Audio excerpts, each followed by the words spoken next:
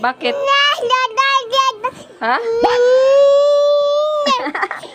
Ano nga? Ha? Oh. Ano? Ano bang gusto mo? Kasi alam mong hapon na. Alam mong lalabas ka na ng bahay. Ano bang gusto mo?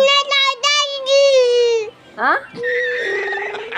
Kunin mo yung sandal mo. Slipper ka, dali. Asan ang slipper? Oh. And then? Oh, isuot mo na, isuot mo na. Alam mo paano suotin, di ba? Sige, magsuot ka ng sandal. Tingnan si John B, guys. Gusto na niyang lumabas ng bahay kasi alam niya hapon na at alam niya na orasan ng merienda niya. So, ayan siya. Oh, isa.